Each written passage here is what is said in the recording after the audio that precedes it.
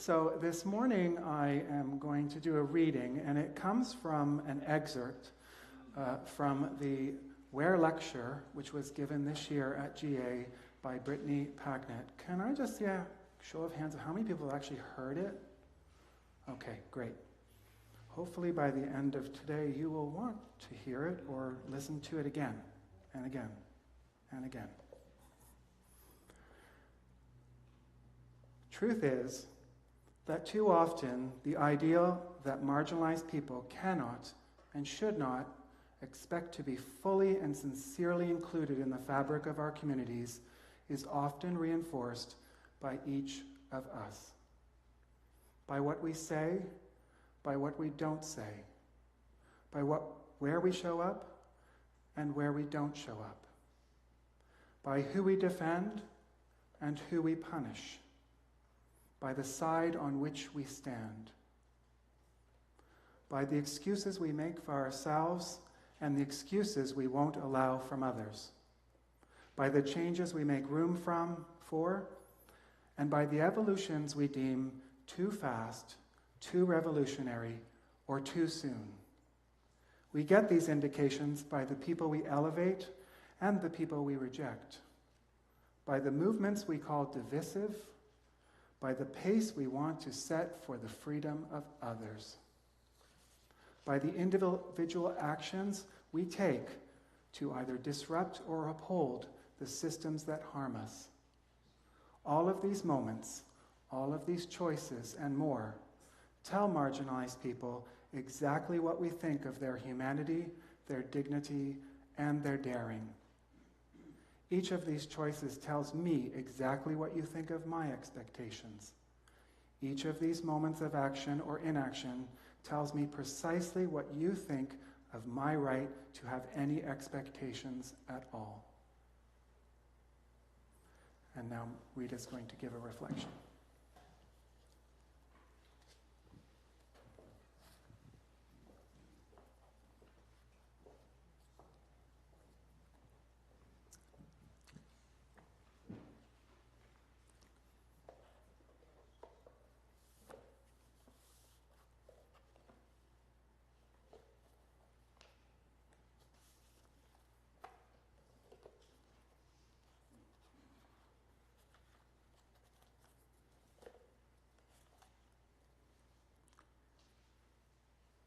Sometimes the biggest truths are to be found in the smallest thing, in the smallest detail. As Brittany Packnett has said, it can be found in the thing that is said or not said. When I was listening to the Ware Lecture, I reflected on something that happened way back in the 80s when I was living in Tulsa, Oklahoma.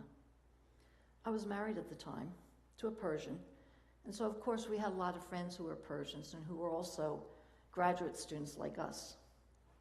One of them was a guy called Saftar. Saftar was a shy guy, married with a small baby. He didn't speak English all that well. As it turned out, one evening they were over our house, and they told us they had recently tried to rent a furnished one-bedroom apartment near the university. They found one to their liking and paid the landlord $900, 3 months' rent. They were set to move in right before school started. But when the day came for them to move in, they found that it had not been properly cleaned and painted as promised, and in fact the leg of one of the couch was propped up by a book. It was a mess. They refused to take the apartment and demanded their money back. The landlord brushed off their concerns, said they were just being picky, and refused to refund the money. Now they had no money, no apartment. So when I heard this story, I became incensed. How dare he? How dare this landlord take advantage of this poor foreign student and his family? I told Saftar that we have to seek justice. Yes, we will go all the way to the small claims court and fight for what is right. Read it to the rescue.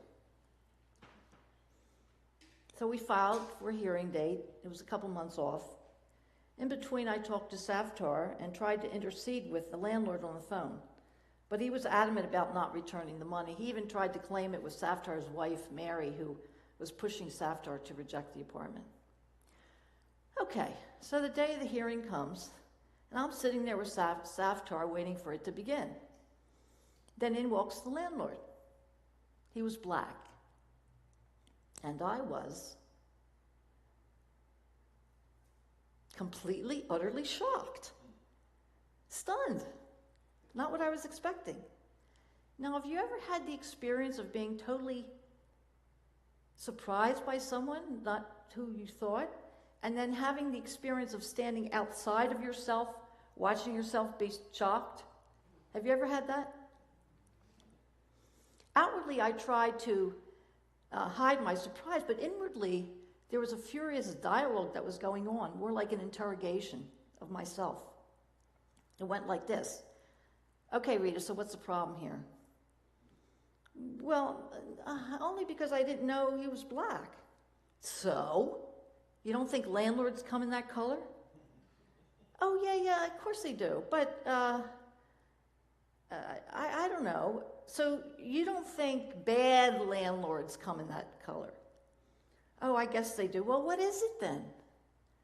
Well, I just didn't know. Saftar never mentioned it. Aha, bingo.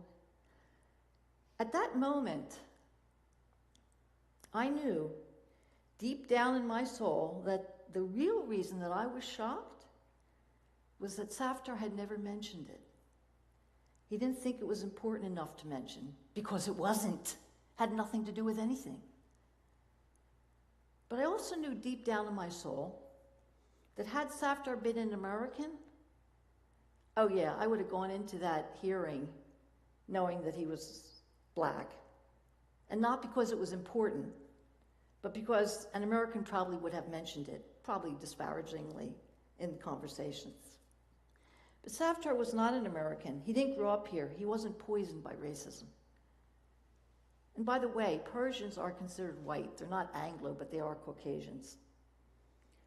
But interestingly, I guess to me, Saftar had not taken advantage of an opportunity to marginalize his opponent, the landlord. He didn't paint him as the other, even to me.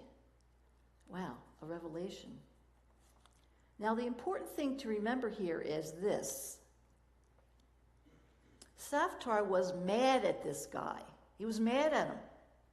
He thought he had been treated unfairly. The guy had his money. Because did you ever notice that everybody is all so kumbaya, just as long as everybody is getting along? Did you ever notice that? But so often, just as soon as there's some conflict, when someone feels they've been treated unfairly and that person, the other person, is of a different complexion, how soon can racism rear its ugly head? Tolerance and fair play, right out the window. Saftar never thought that race entered into it, because it didn't. He never thought to make a racial thing out of it, and yet, if he had been an American, the likelihood is that it would have somehow. Sorry to say that about us as Americans, but it's true. Anyway, as I said, for me, it was an aha moment. It was, okay, now I get it. Being non-racist means not bringing up someone's race even when you're mad at them. So what happened that day in court? I bet you're dying to know. Well, we went on to win the case. We had brought pictures of the place, the condition it was in. The truth was simply that the landlord was a jerk. He was a jerk who happened to be black. That's it. Saftar got all his money back, but I got something too. I got a rare view of my own culture, my own assumptions and expectations, through someone else's eyes. It wasn't easy to look at. I never told Saftar that he had taught me something that day, and thank God I never said to him, "How come you never told me he was black?" I'm sure he would have looked at me funny. I would just say, look into your own heart. Question your most ordinary assumptions about other people. As said, the biggest truths are often in the tiniest of details and in the most offhand comments. And deep-seated biases can be the hardest to see, especially when we choose not to see. But we must wake up and see. Thank you.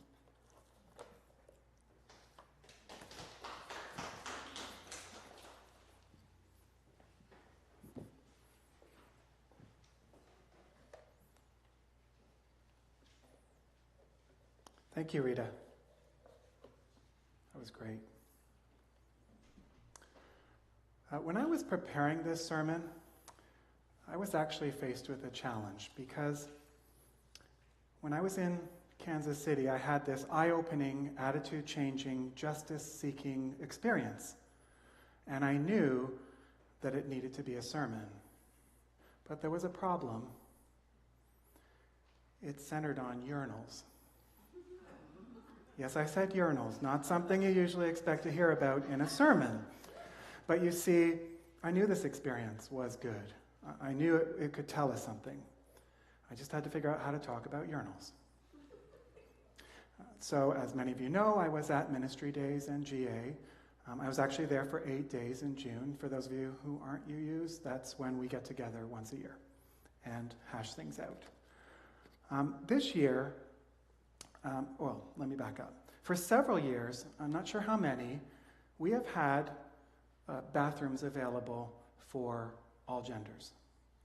But they have usually been little tiny ones at the ends of hallways, in dark corners, back there. This year, though, it was different. This year, the bathrooms that were closest to the big events, the ones that were most convenient, all those nice ones, those were the all-gender bathrooms, and the ones that were down the hallways, around the corner, in the dark spaces, those were left as gender-specific, male or female. If you felt more comfortable in a gender-specific bathroom, you just had to go find one. Transgender people didn't. Now, in addition to covering the signs with all gender, they also covered all of the urinals in plastic. And this is actually where my story begins. You see, when I saw the urinals covered, I was confused. Then I became frustrated.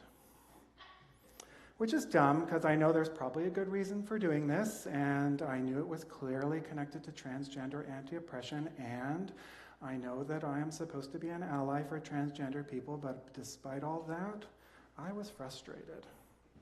Over the next couple of days, each time I went into the restroom, that frustration turned into annoyance. And realizing I was overreacting, I began to feel bad about feeling annoyed. Ever been there? So the first thing I tried, push it down, ignore it. Just get over it, David. But that didn't work. The annoyance was still there.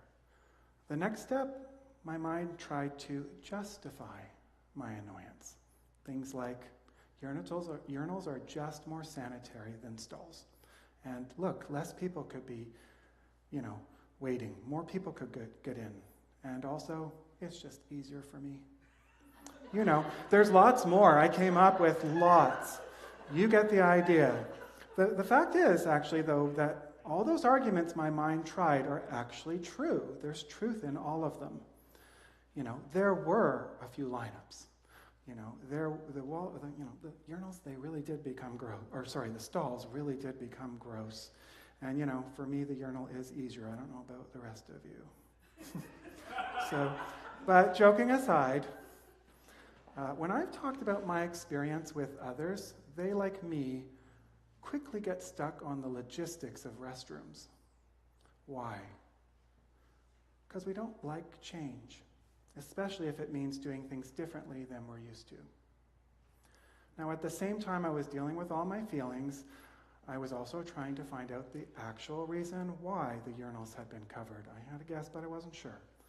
Thankfully, I knew not to go directly to a transgender individual. In the past, I have made that mistake. If you're one of those people, thank you for your patience. But I've made that mistake by looking to someone most affected by a particular oppression and asking them to educate me, or worse, to work through the ugliness of my feelings.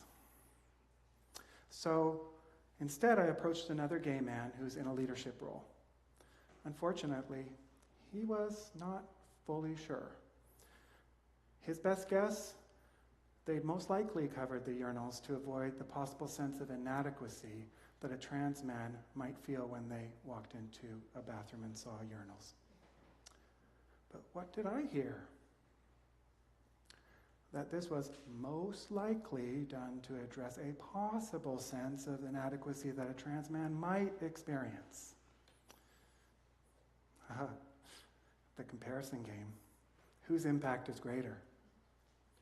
Thankfully, that didn't work either, but I needed an answer. So, you see, I wanted an answer because I hoped that by knowing that my annoyance, frustration, confusion would be alleviated, because justification didn't work.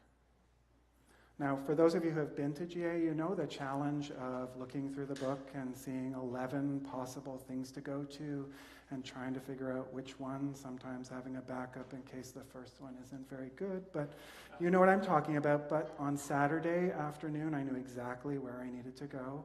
It was to the Centering Trans workshop, Centering Trans, an Experience in Unitarian Universalism. But instead of getting an answer about urinals, I got something better, new perspective. New perspective that could only come from hearing the lived experiences of trans people.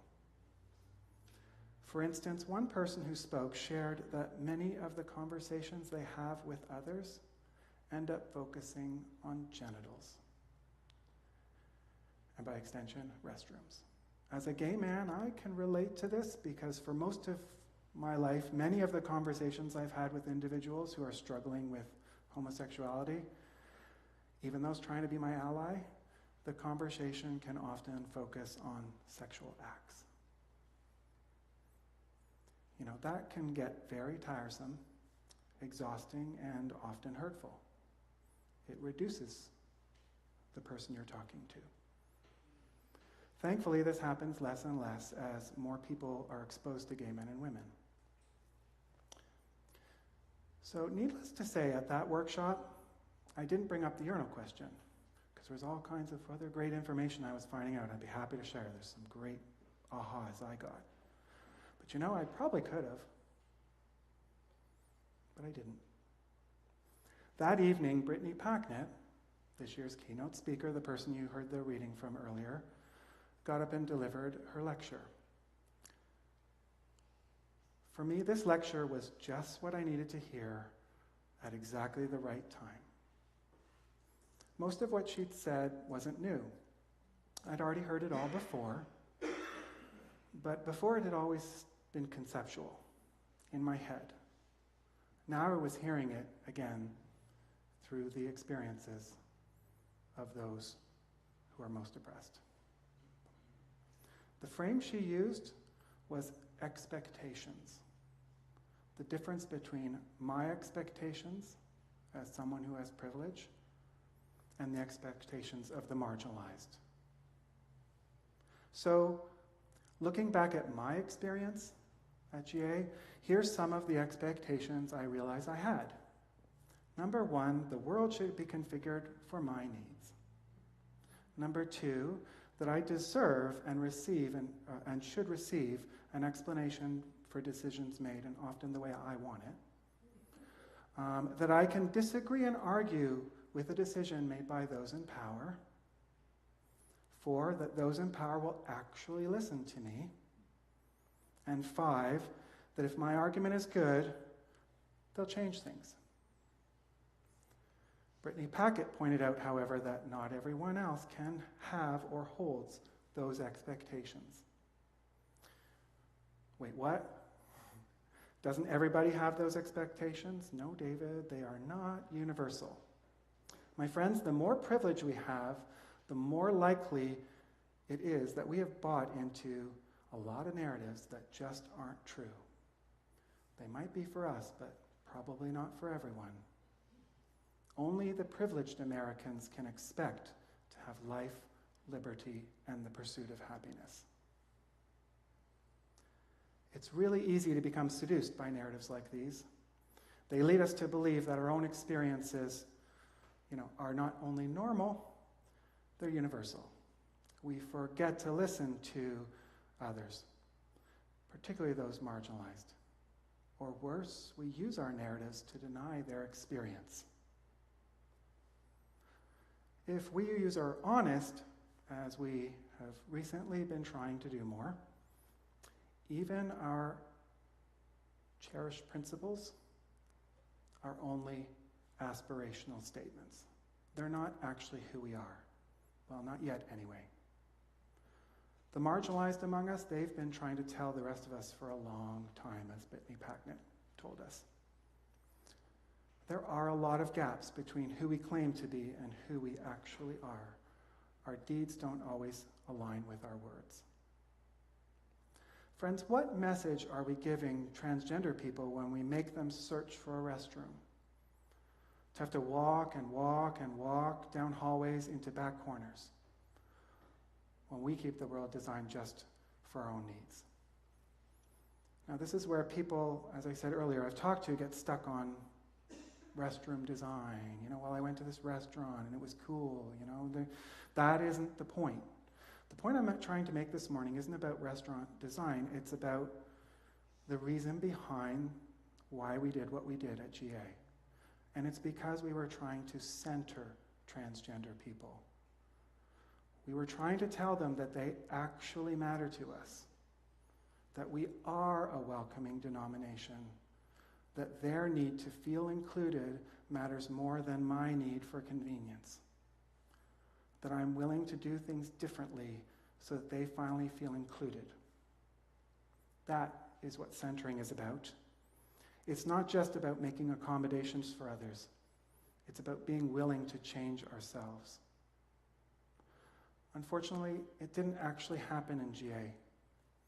Putting all gender signs over the little icons and covering up the urinals didn't magically make the restrooms inclusive places for transgender and gender non-binary people. The women still went here, and the men still went there, even though anyone could go into either. Interesting. Why do you think that happened? Was there anything wrong with that? What just went through your head, honestly? Did your mind try to provide a reasonable excuse for what happened to justify their actions? Or did your mind say, this isn't really a big deal? Well, it is, and what happened at GA was wrong. Why? Well, if you need a name for it, try gender binary supremacy, male and female supremacy. What happened was wrong because we have proclaimed to transgender people over and over that they fully belong in our denomination and this church. At one point, I actually thought about using the other bathroom, the one that's not supposed to be other, but I couldn't. Now, if I had been listening to this sermon, sitting in the pew, I'd have said, oh, that's silly, I could have been able to do that, but I couldn't, and I was surprised that I couldn't. When I tried, a whole bunch of resistance came up. What are somebody going to think? I'm going to make women uncomfortable. They're going to think I'm a pervert. All those things. And they're so not true at GA, come on. But, I just went ahead and followed the crowd. You see, the gender binary, it's really deep-seated, just like all the other things we've been talking about, racism, sexism. It's really, it's in our cultures and it's in me. At GA, the gender binary was still firmly in place and being faithfully observed. And most of us were oblivious to it. We thought we were being great. Look at those all gender signs. Now, a few people did cross the artificial boundaries. I did see some people crossing those boundaries, but, heads turned. Facial expressions changed as people, not annoyed by it, but trying to make sense of it. Like, what's going on?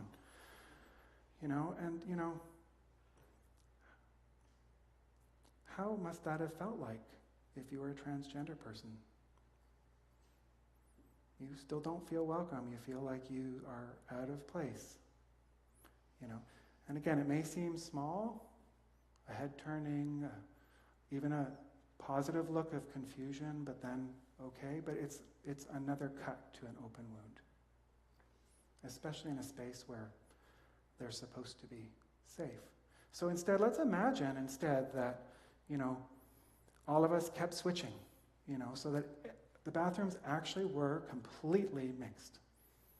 Wouldn't that be interesting? I'd love to see if that is possible to happen, because it would send a really strong message to transgender and non-binary individuals.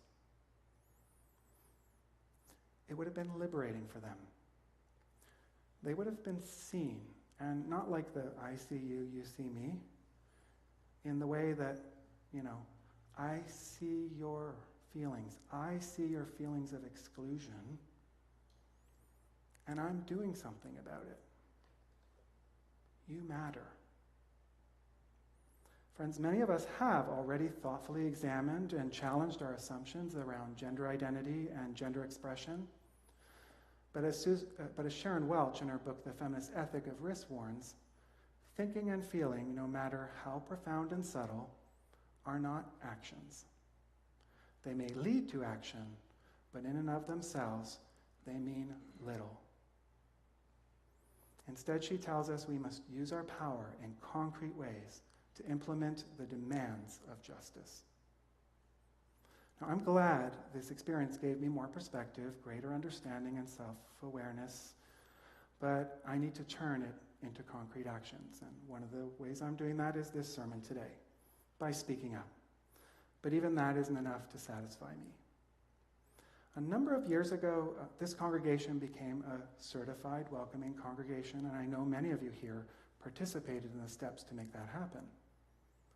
That certification means that we publicly and successfully welcome bisexual, gay, lesbian, and transgender people. For me, this congregation has lived up to that since the very first day I visited. In fact, you actually surpassed my expectations. The first day I came, you were having a congregational meeting after the service. You invited me to stay. Then you asked for my input. Then you actually took my input and incorporated it. At this moment, I wish I could turn to Bill Dykeman and say, tell us about how far we have come.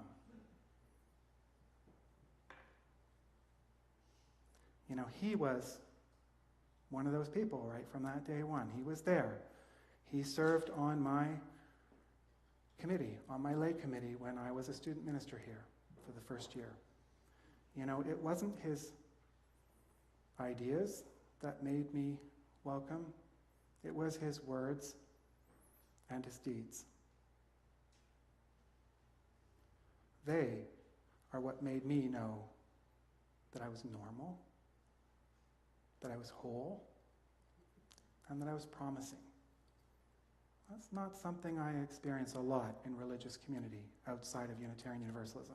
There are exceptions, and there's more and more, but tolerance is not the same as acceptance.